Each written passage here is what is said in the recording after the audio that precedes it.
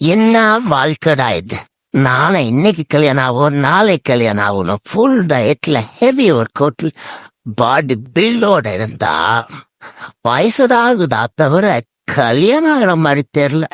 இனிமே இப்படி இருந்த வேலைக்கு ஆகாதுப்பா. செத்த கிளிக்கு எதுக்கு சிங்காரம்? இனிமேலாவது நினைச்சத ருசிச்சு சாப்பிட்டு சந்தோஷமா வாழணும்ப்பா. என்ன மாதிரி உங்களுக்கு தெரிஞ்ச ஃப்ரெண்ட்ஸ் இருந்தா அவங்க மறக்காம ஷேர் பண்ணுங்க சார். நீங்களே ஒரு டிப்பை சொல்லுங்க சார். எங்க முதலாளி அம்மா கன்றாதியா கொல நம்மள கொடுத்தாரு. இந்த கன்றாதி சாப்பிட்டு சும்மாவே இருக்கலாம நான் சும்மா இருந்துட்டேன் சார். நைட்ல வயிறு கவான்னு சார். சரின்ட்டு ஒரே ஒரு லெட்டிஸ் தான் தடி சாப்பிட்டேன். அதை பார்த்துட்டாங்க. அதுக்கு போய் இந்த கன்றாவதிய என்ன குளிப்பாட்டு சொல்லிட்டாங்க. இவன் குளிச்சா என்ன குளிக்காத என்ன சார்? நீங்களே ஒரு நல்ல தீர்ப்பு கமெண்ட்ல சொல்லுங்க சார். என்ன சார் வாழ்க்கை இது. பேச்சுலர் ஆயிருக்கும் போது ஃப்ரைடே வந்துட்டா ஒரே ஜாலி. நைட்டு ஃபுல்லா டிஜே, அதுக்கப்புறம் ஃபுல்லா பார்ட்டி பண்ணிட்டு தூங்குனா சண்டே ஃபுல்லா தூங்கி மண்டே மார்னிங் எந்திரிப்பா சார்.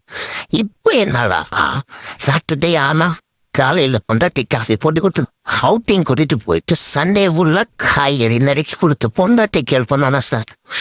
என் வாழ்க்கை எப்படி சோகமா போகுதுங்க சார். உங்க வாழ்க்கை எப்படிங்கறத மறக்காம கமெண்ட்ல சொல்லுங்க சார்.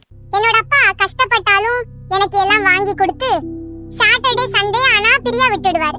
அப்படி என்ன இளவரசி மாதிரி பாத்துக்கிட்டாரு.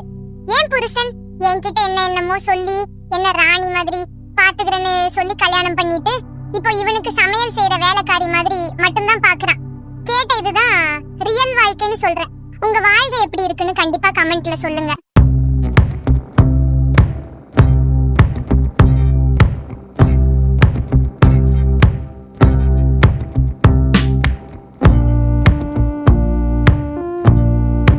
ஐயா சாரே, நீங்க தான் எனக்கு ஹெல்ப் பண்ணணும். ஏன் ஓனர் ட்ரெண்டுக்கு ஏத்த மாதிரி மேக்கப் போட்டு என்ன டார்ச்சர் பண்றான் சாரே.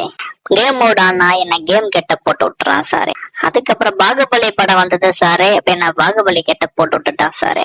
அதுக்கப்புறம் 7ஆம் அறிவு படம் வந்தது சாரே. போதி தர்மர் மாதிரி கெட்ட போட்டு விட்டுட்டான் சாரே. அதுக்கப்புறம் இறுதி சுற்று வந்தது சாரே. அது இறுதி சுற்றுக்கு பாக்ஸிங் கிளவுட போட்டு ரோடோடா அலைய விட்டுட்டா சாரே. நீங்க தான் எனக்கு ஒரு ஹெல்ப் பண்ணி என்னை எப்படியாவது காப்பாத்துங்க சாரே. தப்பிச்சு ஓடியேறேன் சாரே. கடவுளே 2 கிலோ வெயிட் இன்னைக்கு குறைஞ்சிருக்கணும் கடவுளே. ஐயோ 2 கிலோ ஏறிடுச்சான். அப்பவே என் மனசாட்சி சொல்லிச்சு, இந்த பிரெஞ்சு ஃப்ரையும் பர்கரையும் சாமி வச்சு கும்பிட்டுட்டு அதுக்கப்புறமா சாப்பிட்றா. இல்லை அப்படின்னா சாமி சித்து வேலைய காட்டிடணும். காட்டிட்டியே நாளைக்கு நான் கண்டிப்பா உனக்கு நான் வச்சு சாமி கும்பிட்டுறேன்ப்பா. எனக்கு மறக்காம நாளைக்கு சரி 4 கிலோவா சேர்த்தி குறைச்சி கொடுத்துருப்பா.